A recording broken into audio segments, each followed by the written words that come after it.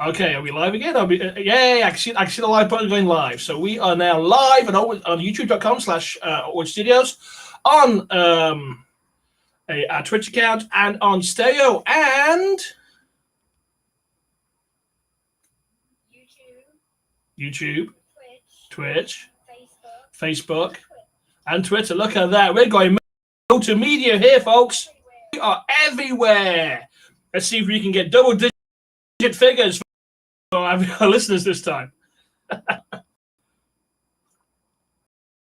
Maybe. Anyhow, we should probably start the show. So, do you want to start off, Jim? Welcome to the Nikki P Show. We're talking about everything in Nuremberg. Spoiler warning, in case you didn't have to spoil anything. So, you've been warned. And frankly, if you watch the show, we're going to spoil it, and we don't care. So, because we don't. In the what did you consume category this week, I'm sure not the only one, but we saw Mortal Kombat on HBO Max. Mortal Kombat.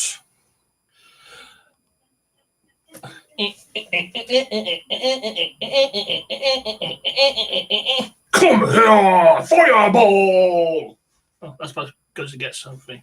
I don't even. Yeah, fatality. Which you can pretty much sums up the movie actually as well. Do you want to start?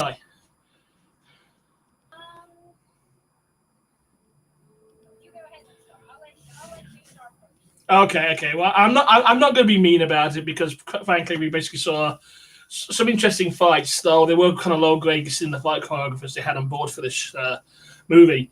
So I'm going to sum Mortal Kombat up in a couple of lines. I'm sure a lot of people have seen it thinking the same thing.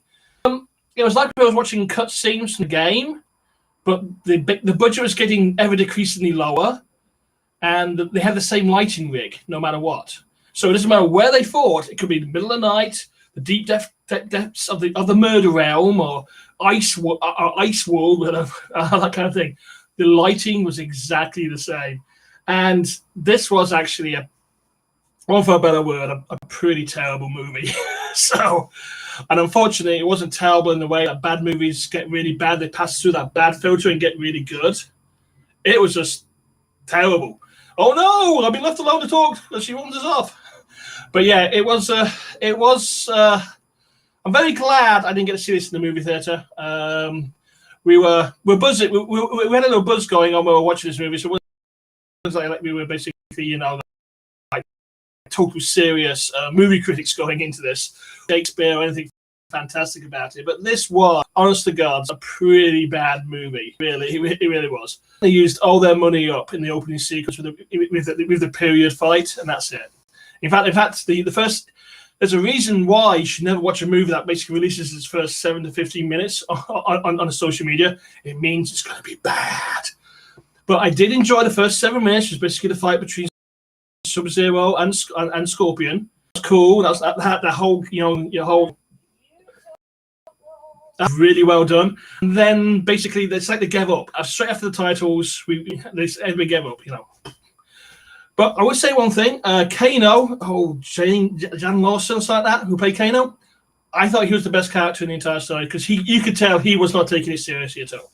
Everybody else was super serious, and this guy is basically, he's from Australia, and he's literally going, you know what, I'm here for the paycheck, I'm just going to piss around. So, but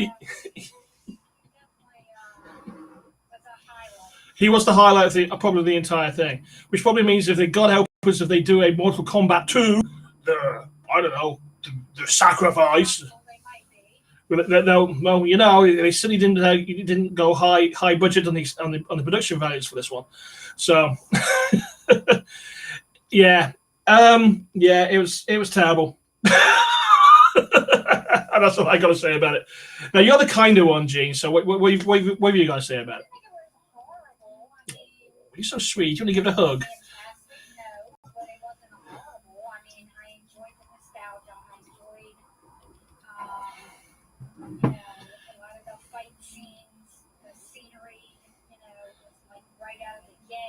It's probably where they stole the graphics from, making things cheap.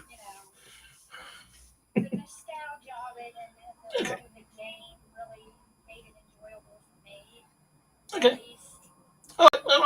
get you. The characters from the game on screen. I get you, but they've done Mortal Kombat before, and they basically really cheesed it up. That's the Christopher Lambert version. And I thought that, if anything, if you're going to do a movie based on a game, then basically embrace the full cheesiness of it all. And we got a message from Spicy Italian saying she can't hear Eugene. So, crap.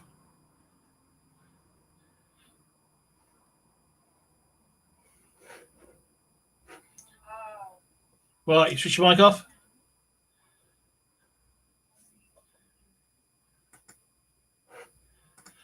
Give us 1 second, Spicy Italian. We're just basically sorting out these technical difficulties that you've pointed out to us. We appreciate the chime in. See if she can hear me now. Can you hear me now? This has turned into a bad Sprint commercial. Can you hear me? Yeah. We are just suffering. We are suffering bad connections here tonight, here at the our podcast HQ here in the deep depths of Essex, Maryland. So,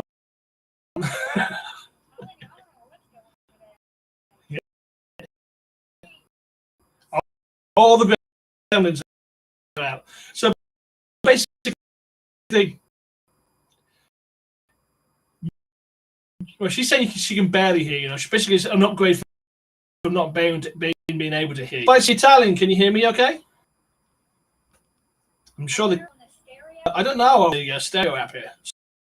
So, maybe you got to bring your phone a bit closer.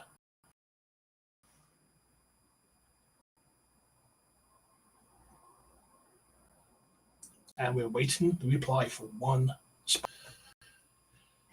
But as we wait for the Spicy Italian viewer or listener, the day, okay, I can be heard fine. So it's you. It's all you.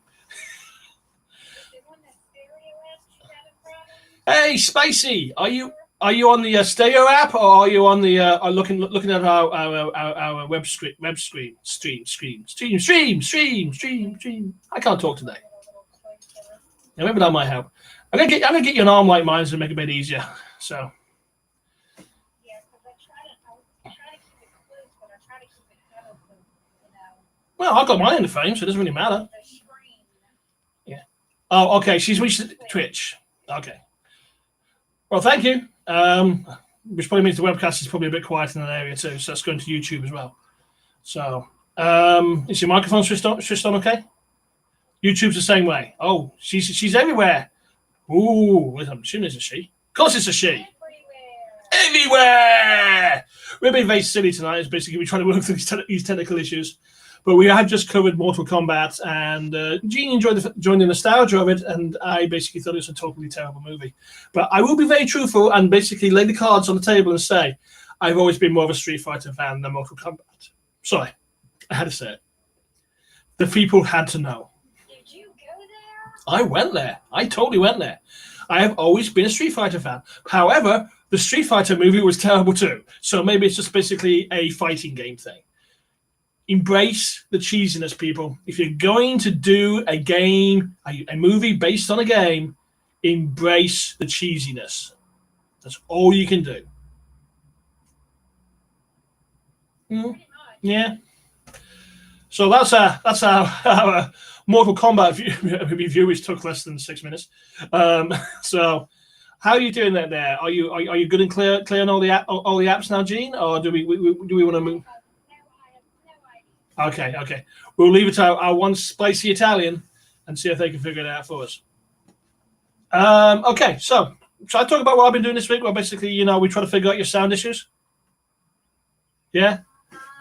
Well, it's Monday, and so let's jump right into it. Know what everybody wants to talk about. Well, I know, but I just got this whole thing about basically what I've been doing this week. Can I talk about what we're doing this week? Can't I? Sure.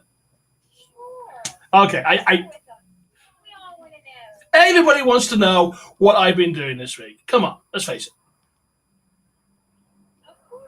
Okay, don't all sound too excited at once. That's fine. Well. Anyhow, look, I'll be very quick about this because basically, I've been bumping around TV shows and that sort of thing because I've actually been watching more TV the past 2 weeks than I've probably watched in a month, which is like unusual for me. I did watch that chef movie. It's up on Netflix. That's that indie movie with Jon Favreau about a chef who loses his mojo, gets a food truck, and finds his mojo again in cooking food. That was pure food porn, I tell you. It was actually fun. It was actually a lot of fun to watch, though. There's a whole segment about 30 minutes into the movie where he's cooking with Scarlett Johansson. Yeah, that's that's OnlyFans shit going on there, I tell you. But no, it was a fun movie. Life, love, finding your passion again, all that kind of stuff. So you guys ever get a chance to watch it, go watch that chef movie. It's up in Netflix.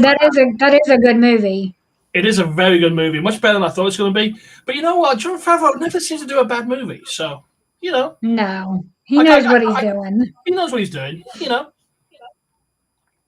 Hopefully now they can hear me because I see my volume things going up and moving now. So okay, I'm hoping. Well, let's hope our technician at large, one spicy Italian, will let us know how things are going on that area. I gotta say one thing though. I've been watching less Gundam Wing this week because I'm kind of losing the nostalgia for it. So I might let that rest for a while. I'll move on to another Gundam title. Yep. One spicy Italian says you can be heard. Fantastic! Yay! That means I don't need my voice much longer. So not that I don't mind hearing myself talk. So I might give Gundam Wing a rest for a while and basically move on to one of the other titles. I'm kind of looking at Iron-Blooded Orphans, and I've heard some good things about that show. So I'm probably going to move on to that Gundam show to see what it's like. And I tell you the surprise this week, and this is actually a surprise, and I'm pretty certain you saw bits of it as well, was the HBO documentary, the Lady in the Dale. Oh yeah, I did. I listened to it in the background and watched some of it too when I was downstairs before I went upstairs. But I was still listening to it when I went upstairs. Yeah, for those of you who don't know, and let's face it, most of us don't know because we're getting close to the big 5-0, and this is basically something that happened in the 70s. There was a car called the Dale. That basically was a 3-wheeler car produced by this company called the 20th Century Motor Car Corporation, led by this woman entrepreneur called Elizabeth Carmichael. And what makes this documentary really, really interesting is not really the story behind the car, even though that's an interesting story in itself, was basically, we find out who Elizabeth is. And as we tell you to start the show, there's spoilers ahead, I'm going to spoil this a little bit for you because this is a surprise to me, though you kind of guess it from watching the trailers and stuff for this. Elizabeth was once a he and now a she. So basically, they delve into why Elizabeth became a she and other bits and pieces behind that. And it makes it for a really fascinating 4-part documentary. However, I will say they could have probably done it in 3, but it's really cool. The subject matter was really interesting, much more interesting than I thought it was going to be. Fascinating story about the Dow, fascinating story about Elizabeth Carmichael led the project. And the animations, they kind of did this like weird cut-out animation stuff, and it really helped you hold the subject matter even more. So it was a really good show. So I think that's a pretty cool doc. So if you're on HBO Max, try to find it. It's 4 parts. You probably get to the end of the third part and go, have they told the story now? Because the 4th part's a lot of filler, a lot more filler in it than should be. But it's a really good documentary, so I recommend go watching it. It took me completely by surprise. I put it down as that kind of background kind of thing, and I completely binged a lot of it. And apart from basically, building Lego and that kind of thing, I do actually have a little bit of a announcement. Ooh. I have been working on a new project. I've been working on a brand new project. You remember a story I wrote a few years ago called Don't Know Jack? Legends of an Englishman? Oh, the one that, I've been begging you for now 16 years to finish writing? Oh, it's not been 16 years. It's only been a decade. Yes, thank you, on Splash Italian. Thank you very much. Thank you for basically going through Twitch and YouTube for us. We really do appreciate that. Well, I found a way to get it published. Oh, she says. Okay. Amazon's running something called Amazon Vela, which basically means you can publish in episodic parts. And basically, it's like the podcast. You can put them up on this link thing. People can link to it and read and that sort of thing. They can give you, money if they enjoy it, that sort of thing. So I thought I'd give the Don't Know Jack a bit of a bit of a brushing off, and then basically send it out there just to see what it's like. Because one of the things about the story is I wasn't quite sure if it was going to hit because it's very different to what I normally write. So I thought I'd kick it out there. You should also put your other story on there, the one about the girl and the woods and the soldiers. Oh, you mean behind you? Yes. Well, I probably could. Yeah, I mean, I technically speaking, I could do it as an anthology, I guess.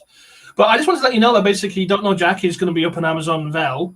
Once I have the link, I will basically, let you guys know where you can find it. I hope you guys have a read of it. It's an interesting story. It's a bit of a comedy, not a bio book at all. Not a bio. Loosely based. Loosely kind of based. It's funny and heartwarming, and it's really good. And I don't say that because you're my husband. It is really enjoyable. You always have my heart. Yeah. So basically, it's going out. So once it's going through the review process at the moment. So I'm hoping to have a link. Maybe by the time we do the next show, I'll put the link into the YouTube credits so people can find it that way. So it's been a very busy day, especially after 4 days of G. And one last thing. Witcher 2 is in production now. So. Yes, I saw that too. Very excited about that. I am very excited about that too. So that should be interesting. Hopefully they won't tell the story in such a convoluted way this time, but we'll see what happens. Okay. Well, I don't know. I mean, I enjoyed it, and it was an interesting way to tell the story, and it made sense why they did it that way. It made sense once you got to the episode that basically linked everything together. Until that point, everyone's kind of going, well, what the fuck is going on? So it was a little bit confusing. I'm not going to lie. Yeah, it was. But once you got past that and understood what was going on, it was really enjoyable. Yeah, and I'm excited for season 2. Season 2 should be fun. I got no idea what to expect. I mean, like I said, I've not read these books. So, and I like basically not knowing what's going on half the time. It brings on the mystery and stuff that you can predict and propagate and all good kinds of crazy stuff. And that's really been about my week. And there's more. Wait. Thanks to a deal with Sony and Marvel, now Spider-Man's going to be coming to Disney Plus. It's about time. Though I wonder how much money Disney threw at Sony for that. I mean, I pretty much think they can actually buy the damn studio, can they? I mean, they're buying everything else. So, but yeah, I'm I don't know why they don't just buy it, but Well, there's probably a competition clause in there. But what's really cool is basically we get all the Marvel products in one place now. So this is good. Actually, this is going to be good for Sony, and it's going to be good for Disney Plus as well. Better for Disney Plus. I agree. I mean, I'm excited. I'm excited about it. I bet they got some kind of deal where basically Disney has to pay them for each play of the movie or something like that, or something. So I'll have those streaming deals work. But it's good to have everything. It's going to be everything in one place. I believe they got like a contract with Netflix they've got to play through first. And once they're through that contract, it's going to go into Disney Plus. So, okay, well, that's my week. So, what have you been doing? That's pretty much my week too. Okay, yeah, it's pretty much hand in hand. I think I just threw you a loop with the surprise of the. Hopefully by next week's podcast, we'll have watched some of the Nevers and can talk about that. Yeah, everybody, we're going to try to pick up the Nevers, though. It's actually a Josh Whedon show, so there's going to be slightly bits of about it, I think. But I'm looking forward to seeing it. It should be. I've heard some interesting things about it. Not all positive. I stubbed my foot. But I'm hoping basically, it's a good mixed bag. So, everything balances itself out. So, there we go. That's what I think that was. And wait, people. Also, May's coming, so Ooh. Disney's is all about Star Wars this May, which is probably why we're not getting Loki till June. May is going to be a Star Wars month, so look out So for us. what does that mean for us? Yeah, look out for Bad us Batch? making lots of predictions and comments and Nick not liking any of it. Oh, I'm a huge. You know what? In 1979, I watched Star Wars, and it absolutely blew my mind. Well, I was. So. No. I actually do enjoy Star Wars a lot. Just when you get a little older, you do realize that these movies are actually made for kids. And you start seeing some huge plot holes in them and that kind of thing. The prequels didn't help, and basically the next trilogy, the trilogy that came after the originals, didn't help either. So, but I believe we're getting the Bad Batch. Is that right? Yes. So that's done by. We have a trailer for Bad Batch. I'm excited to see it. It looks fun. It's done by Dave Filoni. Is that right? The guy did Clone Wars. Yeah, I believe so. So the Clone Wars pretty hit all the good notes, and he basically was basically the driving force behind the Mandalorian as well. So you know what, Star Wars seems to work in its episodic fashion much better at the moment. I don't know why. It just seems to be working as it is. The Mandalorian really basically pulled Star Wars out of a bit of a nosedive. I mean, the movies are the movies, and that's all well and good. But now, basically, we've got after Mandalorian. I think Star Wars could quite happily live in this episodic format and not really lose anything. I really do think that. So. I'm liking it in the episodic format, and I like that they're telling other stories. Yeah, and that's good. Whether past or present, about other interesting characters in the Star Wars universe, and not just about Luke and Leia and Darth Vader. So they're taking the mythology of which we all know, and taking these little areas in the mythology and just focusing on those areas. Again, it's all told out of order. Because technically speaking, according to the movies, we're basically in there 30 years after the fact of everything that's going to happen, which we're going to be seeing. I mean, the Bad Batch were featured in season 5 of the Clone Wars, and the story they had in was pretty cool, but it did feel to be a bit like an action figure get grabbed than anything else. But Dave Filoni's not sweet. Dave Filoni has a habit of basically not steering people wrong with his stuff. So, him and Favreau know what they're doing. Yeah, they know what they're doing. The person has the passion and basically the joy of basically what he's doing in terms of the genre, then basically I'm not going to worry about it. I'm not going to worry about it too much. I'm just it's going to be Star Wars all month, and we've been really spoiled. As a Star Wars nerd and lover, I just give me more, give me more, give me more. And just keep giving it to me, feeding it to me every day, all day. Yeah, I hear you. More nerd stuff. Yeah, I get you. I know. It's just to me, it's a bit. I don't know if I can do any time off of it. And then we've got the Bad Batch. What else we're going to get? Are we going to get anything else apart from the Bad Batch? That I don't know. We're gonna have to. We should probably research that this week to talk about next week. We probably should. That's my assumption. Yeah. That because May the 4th and May the 5th are such big, Star Wars days, and now Disney has Star Wars, and they're not releasing Loki till June, so it makes me think that they want to use May for because they have so much Marvel stuff coming too, use May to kind of drop a bunch of Star Wars stuff and focus on Star Wars for the month of May. For the month of May. So, do you think this means we're going to get the Star Wars Christmas special on Disney Plus?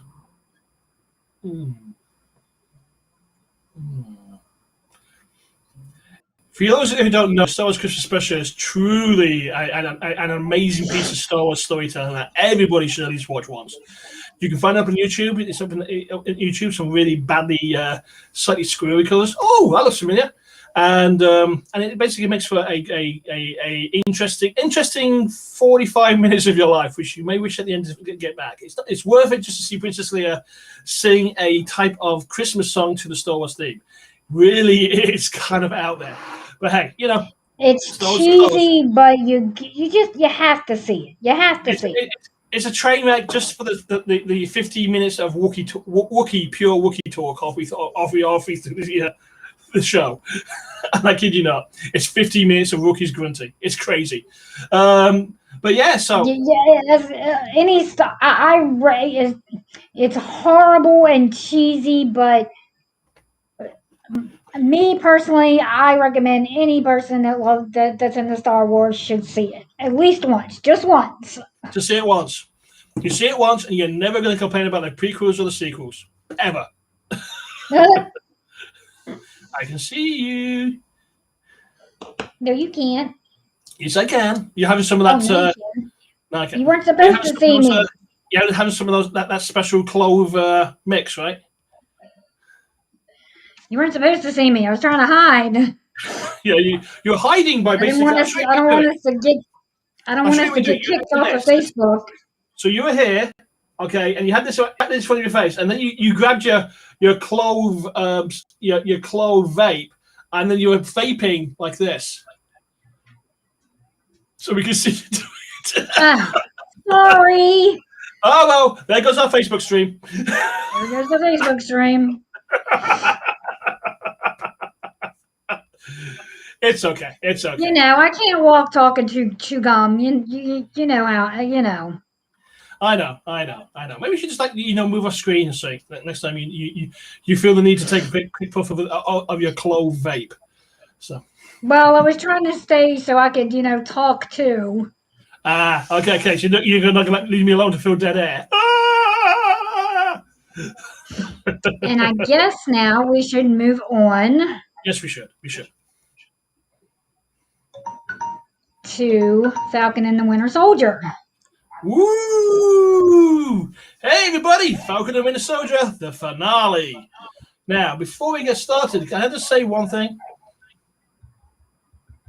I got 100% of my predictions wrong. 100%. And Jean got all hers wrong, apart from one. She correctly named who the power broker is. So, well, I did say that John was going to become U.S. agent. We got that right. Yeah, but actually, saying that, we both got that right. However, I just want to give you a pops, give you a round of applause for getting that prediction absolutely, utterly right. To my mind, it was too overt. Thank you. We'll throw some flowers in later. Yeah, okay. Yes, thank you. Thank you very much. You got it right. Yes, I got on record. Last week's going to say that I got something right, so I should go on record this week and say she got it right. So yeah, I'm going to. You got that all on recording, everybody, right? You got it. It's recorded.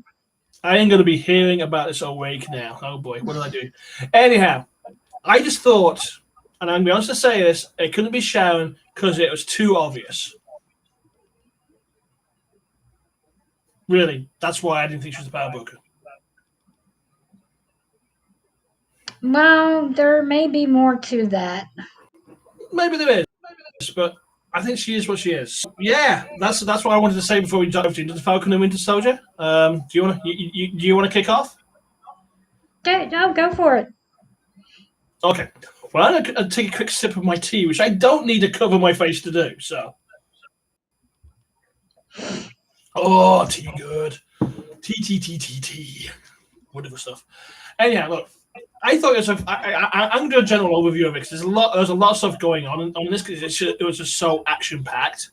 The first 30. We really got the third of the fifth act of any Marvel movie where we had the big superhero showdown. And we finally get to see Sam in his Captain America uniform, costume, outfit. Right out of the comics. I like the word armor better. But we finally see Sam as Captain America. And it was worth the wait. I mean, the outfit was right out the comic books. Fantastic. Well done. They basically matched it to a T. It was really good to see that. But I will say the helmet doesn't do him any favors either. His little face thing. It kind of Yeah. too much. But I don't think that doesn't do any of them any favors. So we I must don't see think that. that those masks don't do anybody any favors for Yeah, anyone. well, at least we don't know why when basically a hero wears a mask, nobody can tell how they are because their faces just go like this. Yeah, they're all smushed up. All smushed up inside all that latex. It was great. I loved it. His outfit was right on point. Him soaring in, and the first time we see him is when he basically throws the shield and he goes to the glass, and he pops through the glass. He goes to the glass and basically takes out Batroc. Was like, and says, yes! "I am Captain America." I am Captain America, And it's just the really, really fun to confidence see. and he's Captain America. He's owning it now. He is totally owning it, which is basically the part of his journey for the last 5 episodes was he wasn't sure if he was up to doing this. And he felt that basically the legacy should basically lie with Steve because he basically felt he couldn't match Steve. And I think he had to figure out that he doesn't need to be Steve. He needs to be him. And that really, really was. But the uniform was on point. The entry was fantastic. And Mindy go, yes! And it's kind of telling that basically his first opponent dressed as Cap, as Captain America, was basically Batroc, who was basically the first opponent we see Cap take on in the Winter Soldier movie. And I have to say, I love the symmetry and the callbacks. The symmetry in the callbacks is great, and basically, also it showed that basically Sam, Cap. Steve, I'm using 2 names. Steve basically took Batroc down in like 2 moves because he's like super strong and that sort of thing. It was interesting to see Sam struggle a little bit more against Batroc, basically because he's not juiced. He's not super soldier. He's just highly trained, and basically he's very smart about using his equipment to basically give him an advantage in a fight. And so it's interesting to see him getting kicked around by Batroc. He was actually really, honestly, struggling against him. I think he was trying to figure out actually how to fight against somebody like that, which is probably and I think I have to demonstrate that basically, they had to demonstrate he's not a super soldier. So basically, the fights have to be a bit more low key human type level, and a character like Batroc would have a little bit more of an advantage in that type of fight. Because Batroc is basically, the only non-super serum human that ever basically knocked out Captain America. That's in the comic books, folks, not in the movies. So. And I do like when Bucky appears that the other soldiers address him as Sergeant Barnes. That was interesting as well. That was a nice little nod of like respect and to show that despite everything that happened with the Winter Soldier, that he's gained that respect back. Yeah, I think basically also it gave him like basically a piece of authority which he probably has never had for some time. Because he's basically, he's always been basically the puppet, right? So now he's basically, he's becoming his own man again. Who he was back in the 40s is coming back more and more, and he doesn't see himself as basically a murder machine anymore, which is really, really good. But yeah, so and when he flies off that bike at the Flag Smashers, and the Flag Smashers at this point have actually captured the GRC council, and they've got 2 things going on. Most of the council members are in 2 trucks, and the other ones are basically been taken by a helicopter. And for some reason, Sharon turns up out of nowhere, using that old face mask routine we saw in Winter Soldier. And we're going, what the fuck is Sharon doing there? But that's something we discover why later. And basically, it's really cool because basically we get to see Bucky go off after the council members on the ground. And basically, Sam going off against a helicopter, and basically you hear Bucky tells Sam, "Hey, I just do the ground, man. You do the air." So, he took the helicopter down. He took the helicopter down. Yes, we basically saw his vibranium armor a little bit more in action. And I'm still not totally convinced that basically, she's got pilot training, so we're gonna throw the pilot out and hope she can take control of the helicopter.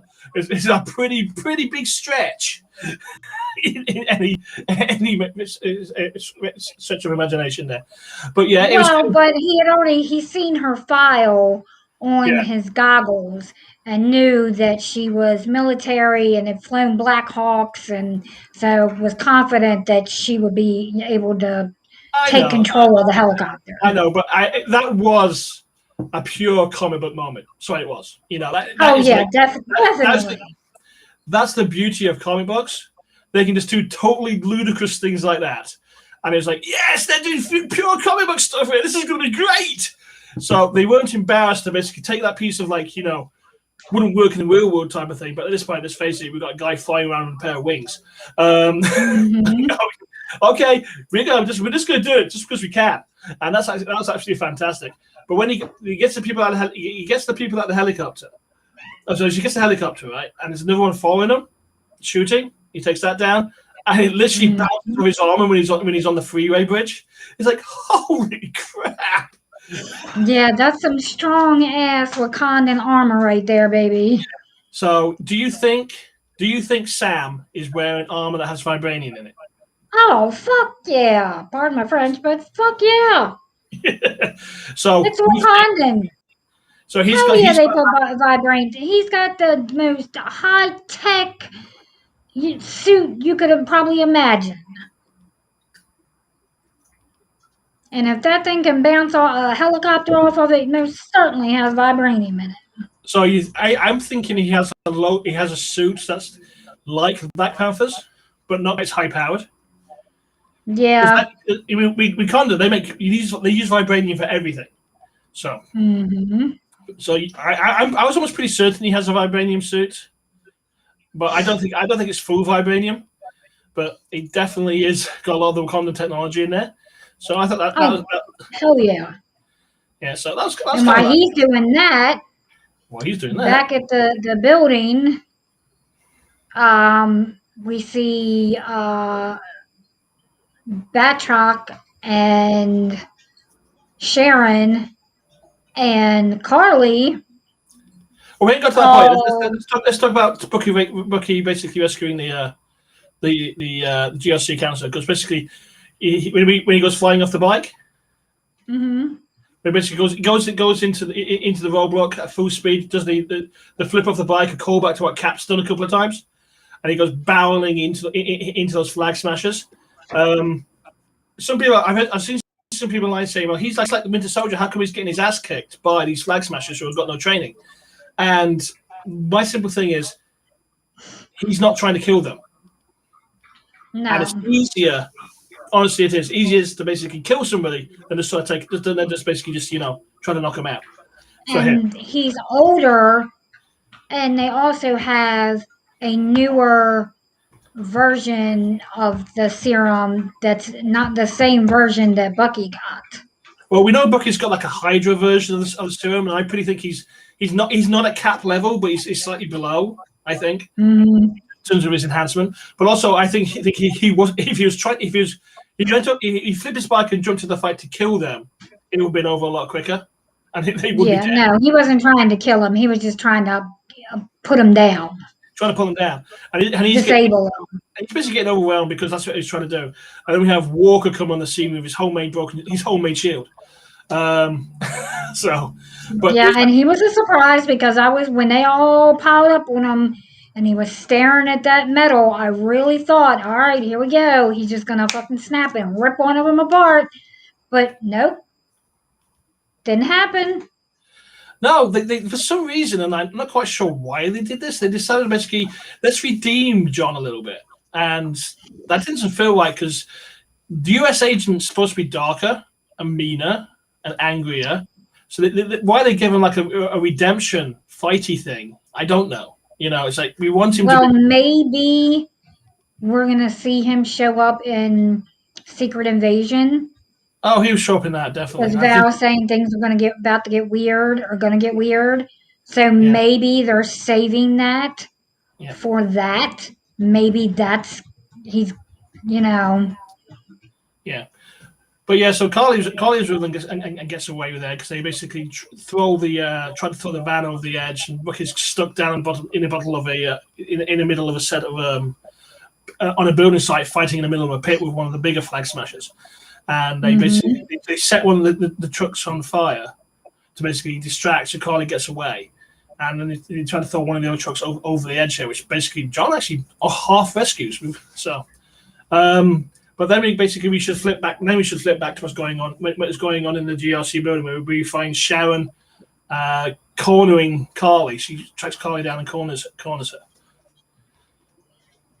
Yep, and that's when we find out that she's the power broker, and she took Carly in, and she turned Carly and her friends into super soldiers. They were her muscle. They were her muscle, yeah. So basically, Carly was supposed to be her muscle. And we find out that Sharon is bitter and basically wants to power money, control the system. Like, she's pissed. Oh yeah, she's decided basically she actually is really pissed, and Sharon in part in the comics does lose the faith as well. So in this case, we're having basically the angry you've abandoned me Sharon here, and I thought that was interesting. Then basically Batroc turns up halfway through their confrontation and goes, we find out that you are the power broker. You have to triple your pay. Or I'm going to tell everybody. Or tell everybody, which I thought was kind of a dumbass thing to say, Batroc. Yeah, because you knew when he said that, well, you're dead now. Yeah, and Batroc's an interesting character, and I'm sure the MCU version is very different, but he's actually like a mercenary with some sort of like weird honor system. In this case, we definitely have a pure mercenary Batroc. And so she shoots him. I was like, holy shit, she just shot Batroc. So yeah, I have a feeling we're going to see her show up in probably Secret Invasion and or Armor Wars, or both.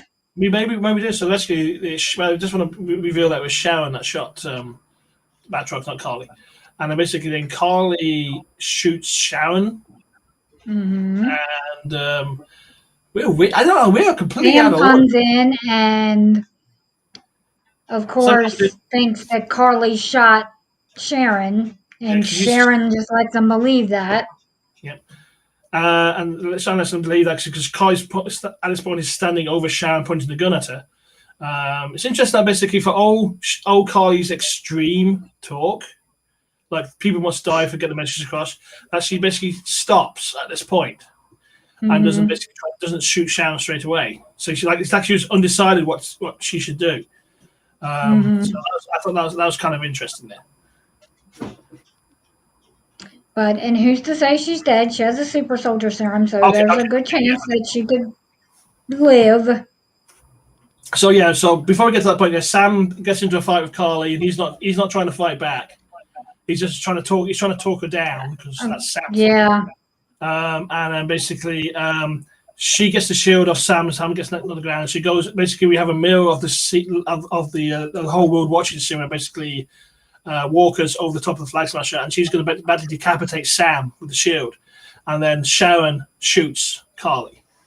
I'm still not convinced Carly's dead, but I guess we'll see because we've had some weird, ambiguous kind of like off-screen deaths, or basically they're dead type things, one line death things, and that's like leaving it open for other things. So we may see Carly come back. I think she's an intriguing character, so I think we might, but who's to tell? And that should be interesting there as well. But before Sam even finds Carly and Sharon, he basically pulls a full-on fun superhero move where basically he stops one of the GRC vans from going over the edge, that edge of the building site. And he's like pushing it back up. No, that is after that. That's after Carl. That's yeah. Okay. I'm trying to get the order right because I feel like we're jumping around all over the place. It's fine. We'll jump around. But after Carly dies, he takes her body and brings it back to the building and sets her down, and it's kind of like an angel. Yeah, that was kind of weird because Carly's a terrorist, right? So at the end of the day, I think they're basically trying to pump up her death a bit more. But your friend Sharon's just been shot in the gut. Carly's dead. Sad. Sorry, but your friend Sharon's basically been shot in the gut. So what do? You slow walk Carly out and basically... because Sharon Sharon hadn't been pardoned at this point, so she. Yeah, but That's why he didn't take her. I guess. But no, That's it why just she felt went off. okay. But yeah, so basically, it was just like a huge blur of an action sequence. Like first, 30 minutes of the show was basically, bang, boom, smash. One thing I thought was interesting when basically doing the action sequences in the air was basically it was slightly out of focus. Like somebody was trying to film it with a camera, but just kept catching half the movements. I thought that was kind of that was kind of interesting cinema technique. It's like, oh look, there's Sam. Oh crap, can't get the camera. So yeah. But think of that. We just basically had a movie level action sequence in a TV show. That's insane. Crazy. That is insane. The amount of money they must have dropped for that sequence must be almost equivalent to basically what they drop in basically a normal Marvel movie. And when I say normal Marvel movie, I say basically, the singular title is not basically the action team-ups. So. And back to the fight scene at the construction area. Like you said, the truck almost falls over the edge, and you think it's really thought that thing was going to fall on John. I really thought it was going to happen. But Sam gets there in time and gets it back over the edge. And then, of course, everybody's cheering, and the cameramen are there, and somebody says that's the Black Captain America or Black Falcon. Is that Black Falcon? And then the guy was like, "No, that's Captain America." Yeah, that is Captain America, which is really great. That's basically like they said that his name in two areas. And the second name is more emphasis on it, basically showing that he's really inherited that title. Because we had basically, I call that the Superman moment, where it's basically pushing the truck back up again. You can almost hear the Superman fanfare in the background going, da, da, da, da, da. No, it's obviously mixing genres. But that basically was the pure one superheroic moment. So that basically, that confirms who Sam is. And that's basically the persona that basically people are going to see Sam as. He saves people. And I think that was a really, really strong moment where basically we got the older guy going, "Hey, that's Black Falcon," and we got the young guy next to him with the camera going, "No, man, that's Captain America." So it's like, yes, that's what Cap should do. Because before that, we've had four episodes of basically a dark Cap with Walker, who was not interested in saving people. So it's like, yes, this is what Captain America's supposed to do. And I thought that was a really, really powerful moment, especially when, we thought that thing was going to fall on John and probably hurt Bucky too. And it's like, oh my God, that was a pretty tension high level thing.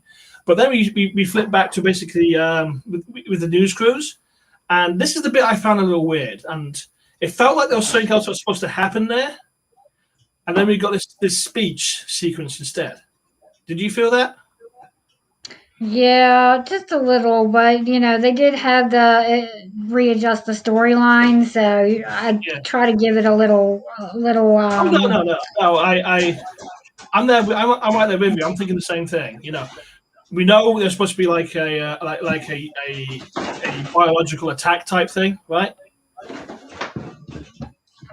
And they just felt that basically, that was too close to what's going on in real life.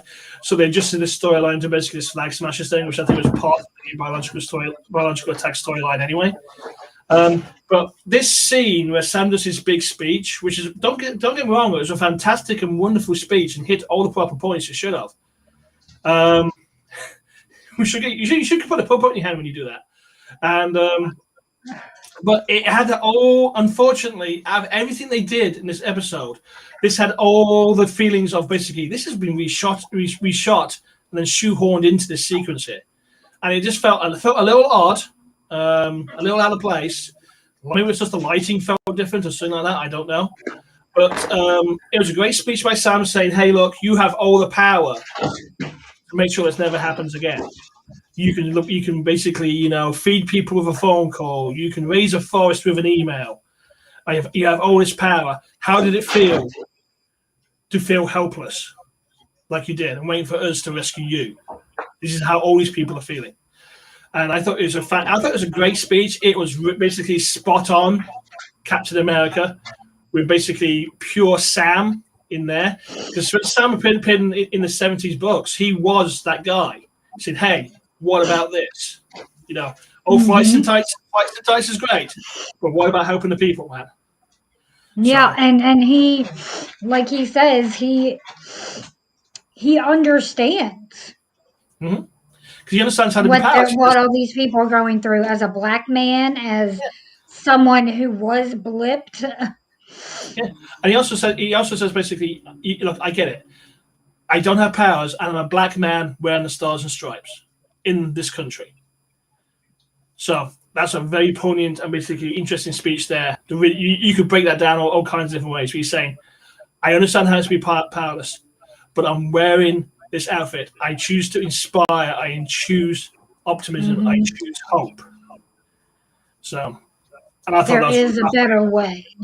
There is a better way. Which is, again, pure Sam. He believes there's a better way, which is great and fantastic. And I thought it was a great speech. I just thought the entire section just felt a bit off. That was all. Mainly because there's definitely something else that was supposed to be there, and this reshoot was basically covered that time. And when him and Bucky were walking away, do you notice that Bucky was on the left? Yeah, I thought that was pretty neat. But I do have only one. That was nice. That was nice. But I only have one little complaint, and this is a small one on my part here. They literally fought John Walker in the last episode for the Shield, right? Big fight, Walker almost beats the crap out of both of them. And then basically he just walks past Walker with just a nod. They just nod at each other. And it's like, dude, John, this guy's got the Shield. This is everything to you. And you're just going to let it walk away? Nothing? No conflict? No, I'm going to get that one day or anything like that to him? He's like, welcome back into the boys club, John. You're now a superhero. Forget the fact that you just killed somebody complete cold blood less than 2-3 days ago. So, but yeah, so that felt a little strange. But it was nice when they walk away between the ambulances and Bucky's on the left, and Bucky calls him, "What's next, Cap?" Yeah, that was beautiful. That was, Bucky's way of, being like Steve did make the right decision, and Sam is, he is Cap, and I'm not the Winter Soldier anymore. I'm not, who I was. He gains more like his humanity back. And before Sam floats off, that basically, he gets towed by those couple of agents that basically there's a flag smashers flailing around in the Hudson River, something like that.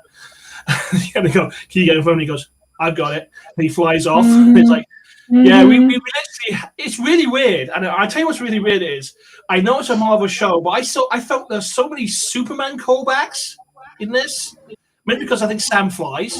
And when he flew off, and he goes, and flies off. He's like, "That's another Superman thing. What the hell?" It's great. Yeah. It's like, DC, are you watching?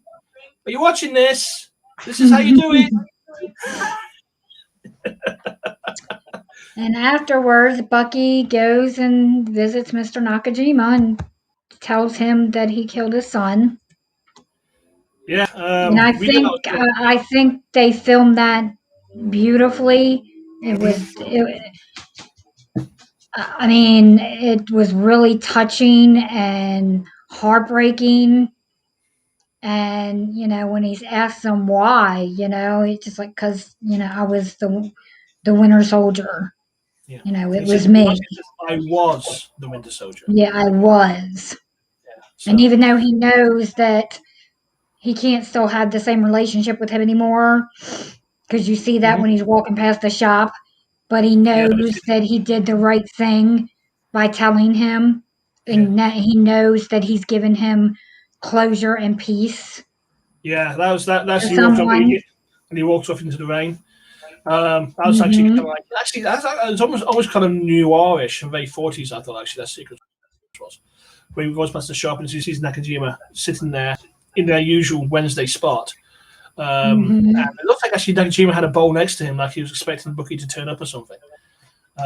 He just walks away, knowing that basically, if Nakajima sees him again, it's just going to cause this old man pain, reminding him that yes, I killed your son. I mean, it's still a hard pill to swallow. I'm sorry, I killed your son, but I was somebody else. I mean, where do you go with that, right? But I thought that was a funny moment. I think, and that point is we now know Bucky's Bucky again, not the Winter Soldier anymore. And he basically gives the book as a gift to his psychiatrist. All the names crossed out, every single one. Which that was nice. I thought that was a really nice touch in there. And then we see. I thought this was actually an interesting sequence as well. The remaining flag smashers are basically rounded up and put in the back of that prison wagon, and they're driven off beneath armed escort. And we're going, what's going on here? And they get underneath like a bridge, elevated train section, and they blow up. And they go, oh my god, what has happened? You see Zemo's butler. You see Zemo's butler in that car. it's like just open his coat, puts it back in there. Yeah, just takes the gloves off. That sort of thing, and then they cut to Zemo's cell, and he's just like casually just reading a book. It's like they've made Zemo such a great the anti-Batman. Let's call him that, because he seems to have everything. He's prepared for everything. The look at the butler's face, like I've done it, Mr. Zemo. I've done it, Master Zemo. Here we go.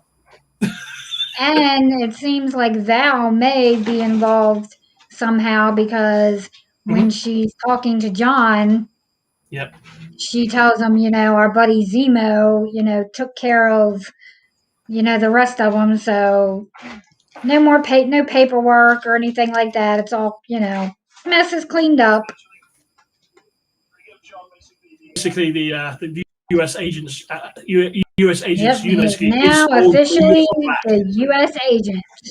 Yeah, I was hoping to see a shield. I was like, why did he get a shield? Where's the shield? Well, I guess we're gonna maybe see that in the future in whatever he shows up in again. Wherever he shows up. And while they're doing that, we get Sam visiting Isaiah. This was basically, This is a real good segment. Sam turns up at Isaiah's house, and they talk about basically his actions, and he's asking if Isaiah's okay with basically what he saw, and it's like Isaiah was kind of like, I'm okay with it. It's like you did right. So that I thought that's very interesting. Basically, he was like going to basically Isaiah, who was basically the second Cap, and saying, hey, was everything right? Are you okay? And I think it was really nice that basically he wanted to come back and talk to Isaiah to see he was fine with everything he just saw. Because Isaiah has had a shit show of a life. I know the next part of the sequence got you just here. Oh yeah, it definitely got you in the feels. And when he's talking to Isaiah at the house, you see that Eli pops up behind them. Yep. And also goes with him and Isaiah to the museum. Yep. Where now a part of the Captain America exhibit display, there is now a standalone display with a statue of Isaiah. I really would like to read the text that's on that plinth, but it's not really in the camera enough for you to really see it. Basically, I think it's basically honors these black soldiers who basically try to carry the legacy on, but basically, volunteering. I think that's probably a poor word to say. But basically, the super soldier, and there's a statue of Isaiah in his prime. And it's like, wow. Yeah, Carl Lumbly. I hope he shows up later and more, because I'm thinking we're headed towards Young Avengers, and Eli's going to be the Patriot, and I'm hoping that Isaiah is around as a mentor to Eli and as a mentor to Sam. Yeah. but the emotion and the pain that he had been carrying all that time And for you what could was feel done to that's gone now. him. Yeah, it was just amazing. Like him and Anthony Mackie were just amazing in that scene. I thought it was another very good handoff for Mm-hmm. basically its story. I hope we see a little bit more. Maybe if we see the establishment of Young Avengers, we'll see a little bit more of Isaiah's backstory. Maybe not just told but shown as well, just to see how it would influence Eli to basically become the Patriot. So I think that's going to be an interesting thing to see happen. But yeah, it was a good handoff, and now basically they've opened up so many story avenues.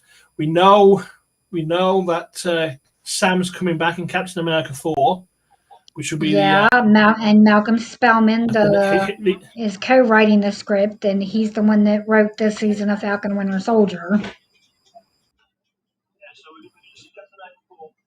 Yeah, so we're going to see Captain America 4. Twitter, and here's the fun thing. Do you notice that about? I haven't. Okay. Oh, nice. So basically, it's now Sam's. It's now the Captain America in the Captain America feed, and it has a little thing. Did you notice title on the graphic saying "on your left." So, did you notice also in the show that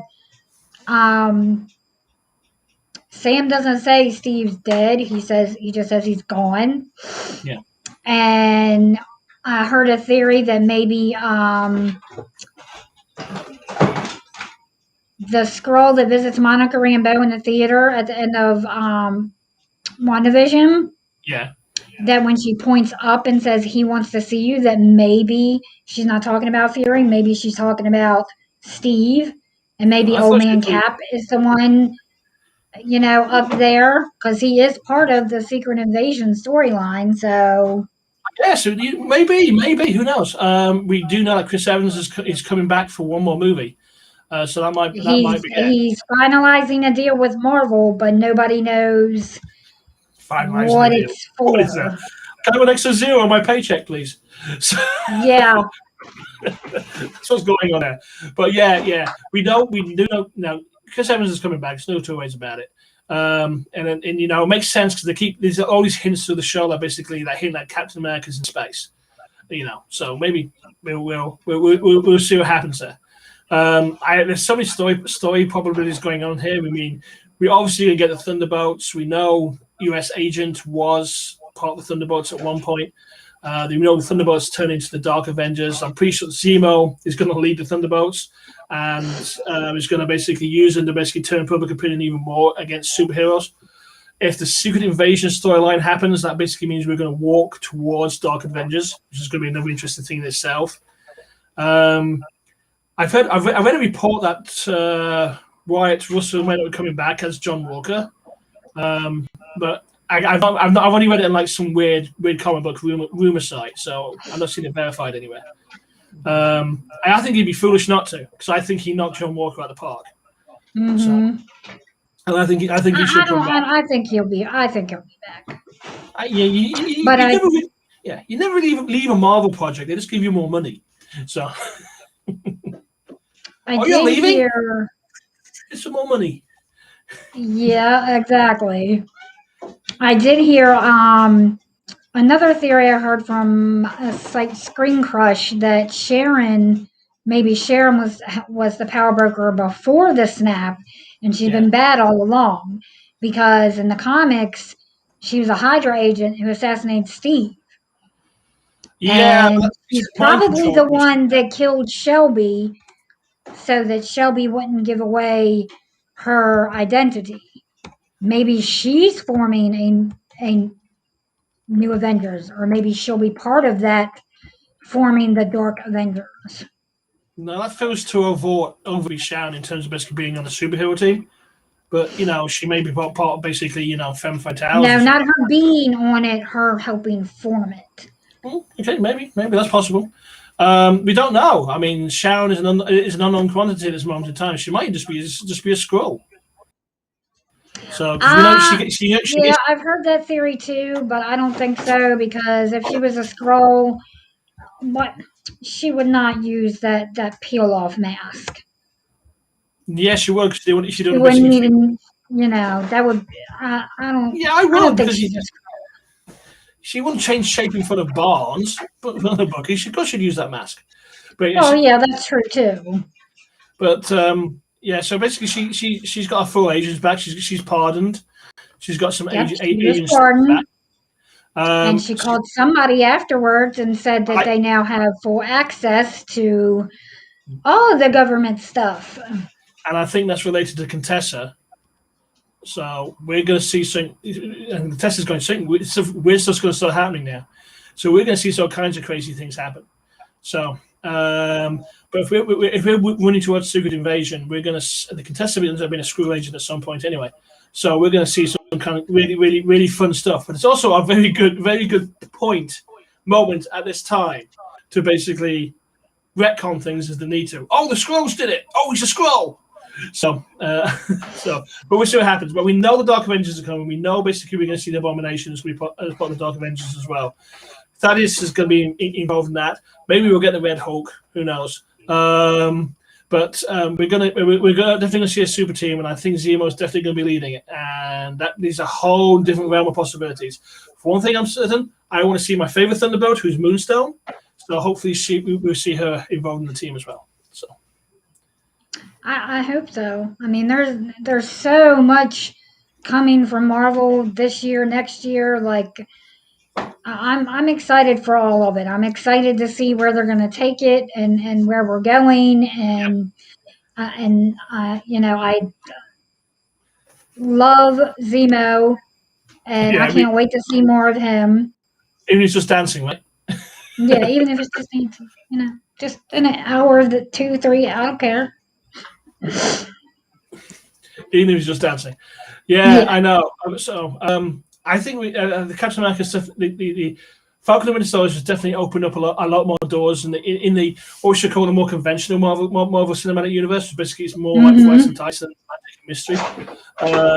So that's what we can see. So we're going to have to wait 4 weeks until basically Loki drops. And I think and then we've got after Loki the Black Widow movies, I believe. And then basically we can start seeing some of the movieverse stuff to return as well. I do like, and I'm sure DC are kicking their fucking selves over this now, is how it is literally all related. Marvel has no problems bringing these movie level actors into their shows. No. They have zero problems doing this, and they're telling good little episodic stories. And I think this is great because it is literally we're getting a fully developed, fully fleshed out superhero universe here, and it's great. I love the fact. Yeah, it's Marvel, and people don't. Marvel's a little lighter than the DC Snyder shit, but it's a beautiful way of basically building this universe. You can hear DC going, "What the fuck did we do this?" So and they Marvel isn't totally sweetness and light, and they do have dark. I know, but they more adult stuff, and Marvel does tackle very serious themes and topics and dark things, but they do it in a way that it's not you don't walk out of theater wanting to slit your wrists. No, they basically the Falcon Winter Soldier has been a good exercise. Basically, talking about legacy, talking basically the past, embracing who you are, and all that type of stuff. I think that was done really, really well. But it also had a little bit of a lightness and hope about it. It was basically some of the DC movies forgot about. But these are superheroes. They're the embodiment of hope and optimism. And you've seen it particularly with Sam. It's like, holy shit, that is. I just love when he got that Captain America when he became Cap, and he's walking around. You could just see glowing confidence, optimism projecting from him, and it's like as Mackie's really pushing out. I'm being charismatic. I'm gonna really push it out now, and it's you could just feel it, and it was great. You felt it's weird to say, like everything was gonna be okay now. Sam is here. Everything's gonna be okay, and that's something that's been missing from the DC movies. you see the heroes coming on the screen, like example for Justice League, and it didn't feel like everything was going to be okay because none of them had this like optimism coming out of them. And even Wonder Woman in Snyder Cut was basically the same way, and she's supposed to be the embodiment of basically hope. So, but you're right. Marvel has always been a larger universe than DC in many ways. You don't forget what superheroes are. That's what I was trying to get at. But I just love the fact it's Marvel knows what they're doing.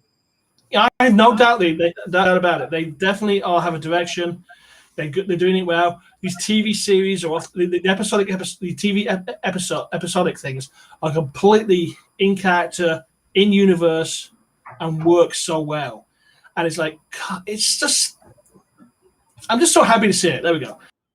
I mean, I won't rag on DC, but they could have done this so easy with the CW stuff. So. No, I agree. They've done so well with the CW shows, but I mean, it's about who they're giving it to in the scripts and who's writing and. I know. Let's drop the ball. Maybe one day they'll catch back up again in that area. But I think we were treated to a fantastic episode. I was actually sad to see it end. I could have happily watched 2 or 3 more episodes of that show. So it was fun. I enjoyed it. Flights and Tides, great. It was very enjoyable, and it set up a lot of things for the future of the MCU, and I'm excited. I'm very excited. So give me more. Give us more. I'm looking forward to what Loki brings us and what direction that's going to take us in. So that should be interesting. So I think it'll almost be like a dark comedy in many ways. I think so. And I love that they're exploring different genres as well with these movies. Like they're not all the same like format of movies. Like every movie, like one's a dramedy, one's a space heist, one's a mystery thriller, one's whatever. But they're all like different themes and different genres, so it keeps it interesting. Yeah, and I think that's great. And all power to them. I think it's great that they stuck to their guns and made this universe. Though we do know basically it wasn't quite intended to be this way at the very beginning, but they basically stumbled a little bit into this. But I think it's fantastic. I think this is the way. This is the way. So I just did that, I think it's great, and this is basically showing how to build a universe. And we've seen all these other we've seen all these other studios who have these properties trying to do the same sort of thing. And the problem is they're trying to like sprint into it. Well, Marvel had the luxury of basically doing this slow burn. With basically, here's Iron Man, here's Hulk, but let's not mention Hulk again because it's a really bad movie. Here's Iron Man 2. We're going to expand the universe a little bit more. Oh, there's Thor over there. Oh, we're going to talk about Cap now. Here's Iron Man 3, and so on and so forth. Basically, they basically connected it all together.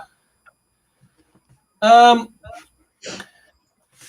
that's how I felt about it. I think we should do a nod towards Invincible. I know it's getting late, so I don't. People are getting tired of hearing us talk about it. You want me to run? Let's talk about Invincible, baby. Let's talk about Invincible very quick. So this is. I found out now that basically Invincible's going to end of this Friday's episode. The season finale is going to be this Friday, which is going to be sad. Okay, and so I thought so. Basically, this is like the penultimate episode. I basically set all the players into place and basically told a couple of the mysterious parts of the story. So we have basically Omni-Man is now publicly rogue, and Cecil's freaking the fuck out. Put it this way. Well, but the audience, the world at large, doesn't know. Like they're watching this happen on TV, but they don't know. They think he's, killing a bad guy. Like they don't really know that he's, but an asshole. He's he's basically Debbie has basically, doesn't want to near him. And it's just everything like Nolan, because Nolan's was a control freak, has gone out of his control now. and it's just. And I would say he's basically publicly gone rogue. Just the public don't know it yet. And it's just interesting seeing Cecil using all these tricks that he's been collecting for the last few episodes, trying to stop Omni-Man. Had the remanators, those cyborgs, popping out those pods, popping out the pods trying to attack him. And I thought, oh my god, they're throwing everything they can at Omni-Man, who's Nolan, to slow him down. In the meantime, we have Mark basically and Amber are broken up because basically Amber's figured out who Mark was like weeks ago, but he didn't trust her. He didn't trust her enough to tell him. She felt he didn't trust her, so to tell him his secret. And I think that's a very realistic reaction to basically, hey, I already knew you were Invincible. I was just waiting for you to tell me so you can show you can trust me. So it's too late now. Now that we've broken up because you couldn't tell me, I don't want to know about it anymore. And it's actually a much more realistic reaction to basically saying Clark Kent going to Lois Lane and going, "Hey, by the way, I've been lying to you for half a century. I'm really Superman." And saying, "Oh, it's okay, I understand." Oh, it's okay, I always knew. So I thought that's a much more realistic and human reaction to what was going on there. So Mark goes off to basically find Atom Eve, so he can talk to her about these problems because his only other peer in this space is Eve. Because she lives the same life as him. She's the same age as him and everything else. So he goes off to seek advice from her. While basically, Cecil is losing his fucking mind trying to basically stop Omni-Man with big space lasers and dropping shit on him. Oh my god, yes. Then he sends the kaiju, lets him out and juices it up. Yeah, I thought before basically he does this really. I thought this was an insane bit of action from him, where he goes out with a teleporter to basically get time, to basically get the casual. And he's just a human guy taunting him, and basically using his teleporter to basically just get out of the way just in time for he gets out. You can see he's like.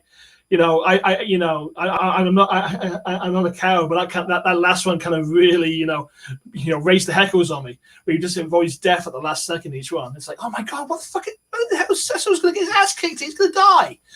Oh yeah, I thought for sure he was dead. I thought, but he just managed to keep one step ahead of Nolan to buy time for them to get Mary the Kaiju. Yeah, because Nolan had already ripped through Cecil's people that were across the street. Yeah. And killed Donald, ripped his spine out and blew the whole place up, and he was still just a little nosebleed. Yeah, so it was crazy. But it was just insane. They're just throwing all this stuff at him. In the space laser thing, he goes, "That's a 400," and shoots Nolan. It blasts him to death. And I'd like to see his uniform at least ripped a little bit. He's a little tiny little nose pins. That's what goes, wow, $400 billion for a nosebleed. So then say the Maulers resurrect the Immortal, who the Immortal was yesterday, yes. And the Immortal goes absolutely. They were helping Robot or Rudolph Connors free his robot body. Yeah. Definitely. So basically, you get a fight between Nolan and the Immortal, and holy shit! Yeah, that's actually pretty much more of an even fight because Immortal is close to Omni-Man in terms of power set. So I thought the one thing I didn't like about this episode and Nolan, he wasn't really showing any damage. Probably the point because he's invincible. Like that's what they're trying to show that, and I think that may be lead in because he's obviously carrying some kind of secret. There's something he wants to get off his chest. Well, I know he's and the truth, and tell Mark the truth of why he killed all these superheroes and stuff, and which you see at the end, that's where it kind of cuts off. So obviously the next episode, we're going to get some more answers as to why he killed them. But because Mark basically rushes to help his dad because he doesn't know his dad's which complete fucking nutcase at this point. Mhm. They basically they go to fight the Kaiju together. To try to Yeah, they were able to that intersect. yeah. Cecil was able to intersect Adam Eve They're fighting and this get at this her point. I think she's gone to glow.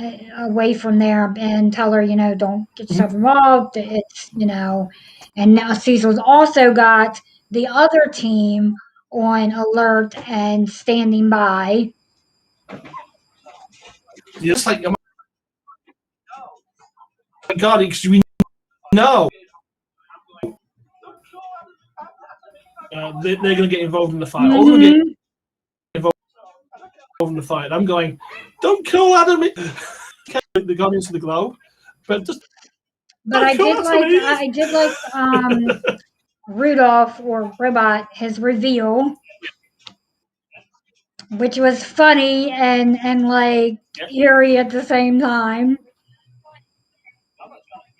It was definitely creepy. Why did you take my DNA? I was really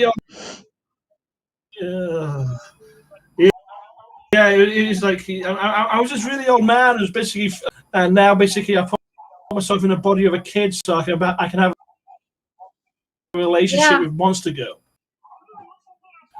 It's like, yeah, part of you is like, oh, and then the other part of you is like,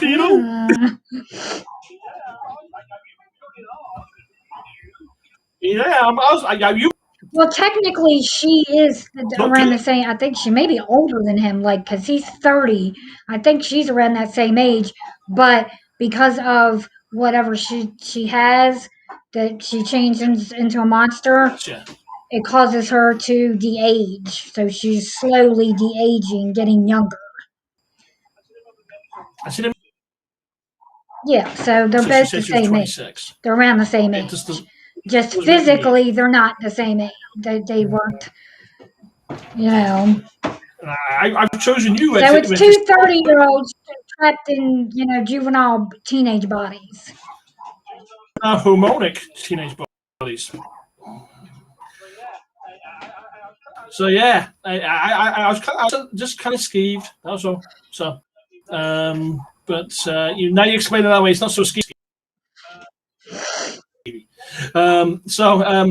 Yeah, so we basically get to the episode. We have all the players in place. We know where the Global Guardians are. We know what Cecil's position is. We know where Mark and Nolan are. And if you notice, Mark doesn't kill the Kaiju. He just disables it and knocks it out. He doesn't kill it. Yeah, just disables it. Just his thing. So. Well, he's not. That's where Nolan's up to something, and it ain't going to be good. And he's going to want Mark to go along with it, and I don't think Mark is going to. I think Mark is going to be like, whatever it is, Mark is going to be like, no, that's fucked up. No. Yep. I think the season finale, we're going to see them fight. Yeah, I don't think Mark's going to win.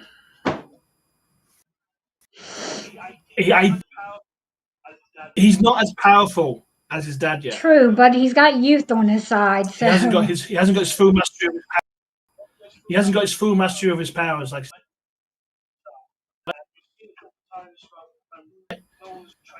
And we've seen a couple of times when he loses it. A couple of times last minute. So we're going to see a fight. No one's going to be coming back, but an explosive frustration moment. Or we might get a fight between Nolan I think that's going to happen this season. Mark and the Guardians come in and work as a team, because we saw what happened when they work as a team. And maybe between Mark and Adam Eve and the Guardians, they take him down. Yeah.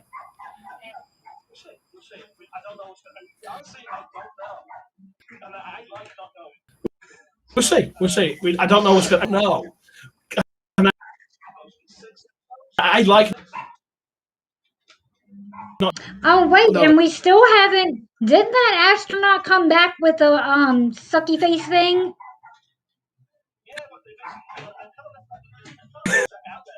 Yeah, so that's why I'm wondering if that's going to play into somehow this last episode. If we're going to revisit that. So, but yeah, this is But we're about to wrap up. Yeah, you're frozen over here too.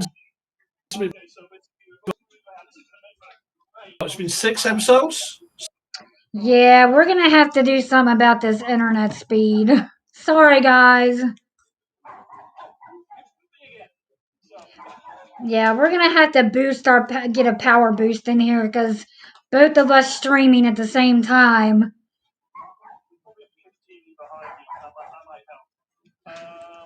But yeah, I think this Invincible show I think the title card.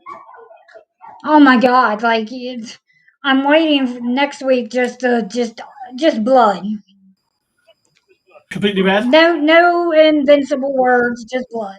Just covered in blood. Yeah, I think you could be right there. But it's been I'm really enjoying it. A good show.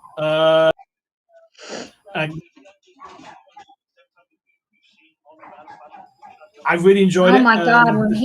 When he rips through Nolan, the immortal, and now like my jaw dropped. I was like.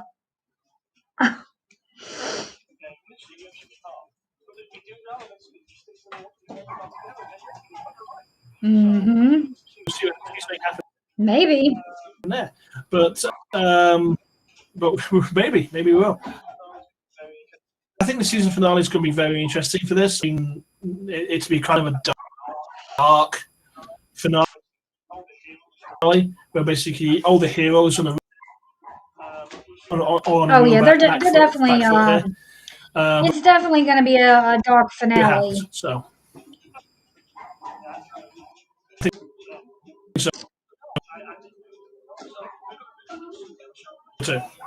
So, but no, I think but Star Wars.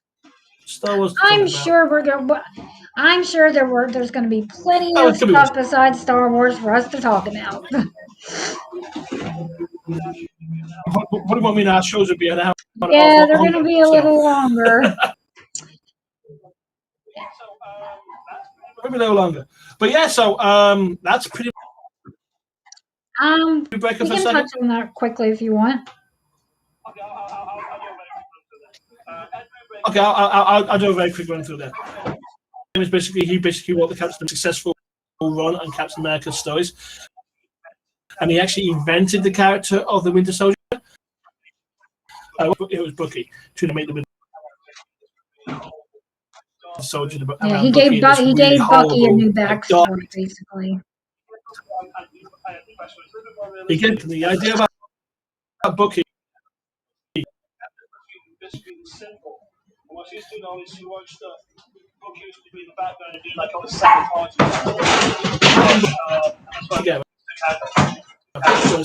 Captain's supposed to be the symbol. Whilst he's doing all this heroic stuff, we're gonna look into that this week. Bucky could be in the background and doing like look into that. So Ed's run on Captain America is very much a lot of stuff that movies and maybe a little bit of as well. They've took stuff from his writing. So if you ever get a chance to read him, you'll absolutely fall in love with him. It made me fall in love with the character. I remember who and what character writer for the Captain America went to the Winter Soldier, and he basically worked on the contract. Basically, he's compensated for his work, doesn't own anything. So he basically will not get any future compensation for any of his creations. So the Winter Soldier being one. Basically, I still rate it as the Soldier. He received not a penny. He got basically like looks like basically see the movie. And he got a cameo in it. He got a cameo in it. It was one of the Russian scientists. Any real money from this, apart from like an insulting check. Not that he's hurting. I don't think Brubaker is. But main argument is Disney being such a huge company, they could have thrown a bit more of a bigger bone in for basically using his characters and basically helping fuel the success of Cat. Yeah. One of the which I actually don't have a problem with. I think that's, but I'm going to have to play devil's advocate and jump on the other side for 1 second. I basically say he did sign a work for hire contract, and I basically work for hire contracts are very forward in saying you getting now means the only money you're going to get for this, and you will get no use. On my books, there's 2 of them here. Smith, yes, she is. Fantastic artist, Beautiful love her to death, absolutely amazing. artist.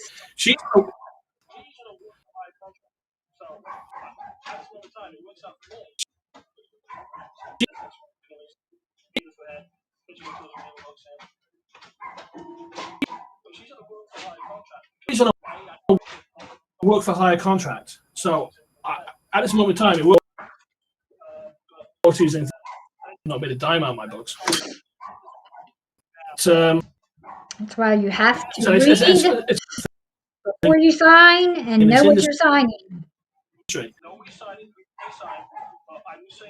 Now, if I will be compensating my artist and my contributors to those books a little bit more than basically what I can currently do. So even if I say I don't have to pay them a dime, some more money if it comes to a big thing, which I think is only a fair thing, because to be yes, it does. Her artwork is gorgeous. be really fair to money here. I would kick your ass because she definitely, if it became something like that, takes her panels that she draws, they take time, and she should be compensated. I mean, she's compensated. And I don't mean that way, but I mean like, if it blows into something bigger, because her artwork helped, make that book bigger. I agree totally. So if that happens in the future, I would be contracts, everybody. If you ever get into the comic book industry, I'm very, very common, and get into the big 2 without having to sign one. I get the work for hire and the contract thing, but also, there's like, just, you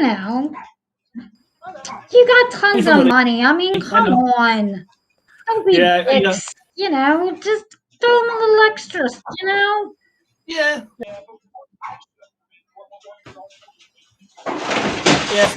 The dollar sign. I mean, I don't know. I think the cast does not football behind you. But I don't know what the extra would be. What I don't know. What is Ed looking for? I don't know. Residual? Who knows? So, and that's basically it. Pick it up. It's great. Check out his noir detective story. They're absolutely amazing. They really are well worth looking at. I think he's basically really fantastic. And he's got some early work control, which is basically about Gotham PD, and that's really good too. I think they basically morphed into the Batman show, the Fox Batman show. It's something different, so they wouldn't have to pay him any money. Some really fantastic work, and you've probably read or seen something that's been inspired by him on the books. So all props to Brubaker. I think it's a constant time in his future. Yeah, because without him, we wouldn't have the Winter Soldier. We wouldn't have For high contracts, everybody. the character we have now and that we enjoy and love. And he did Kevin Smith, which I think is worth checking out if you're interested in hearing more. I've got it in my queue. Really I haven't watched it yet, but I've got it in my queue. I've seen it yet. I do fully recommend it. It's actually it's part of that show because some of his shows some of Kevin's shows kind of Miranda a little bit, but the interview he has and Brubaker's a really good storyteller. Which he's a good writer, so that's not too much of a surprise. He's Mark, I think. Mark Bernard and Ed Brubaker locked him in a room.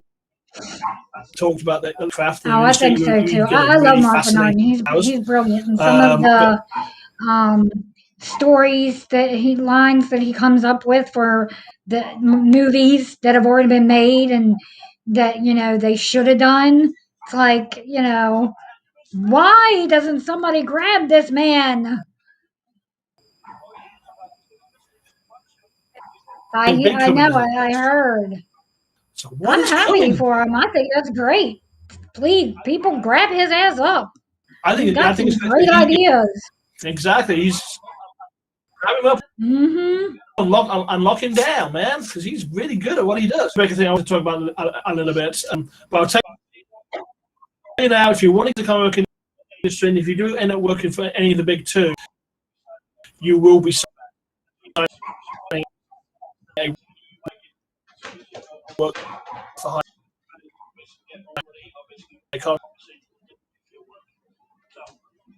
contract until you get some modicum of success. It was something important to touch on, I think. I just want to talk about it quickly because that's what I use the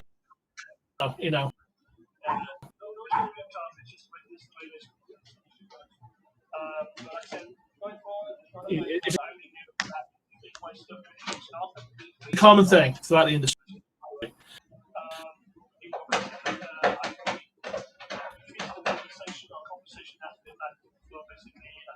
Yeah, she's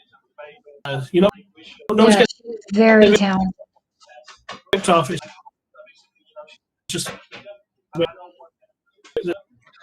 I'd like to see her grabbed up as well.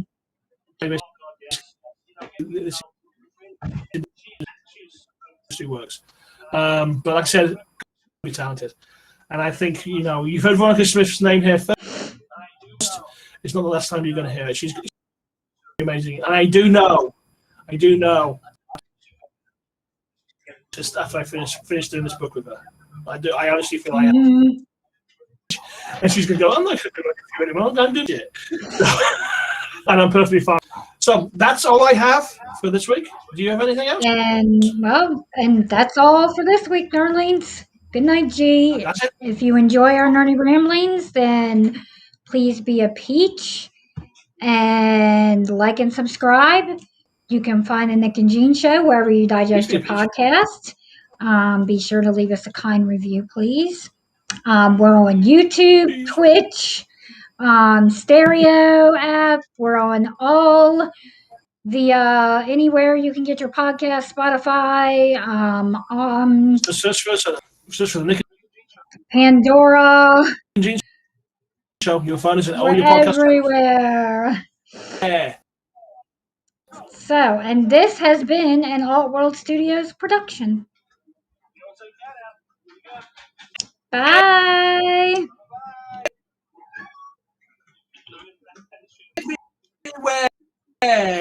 So, you all been entertained? Bye, guys.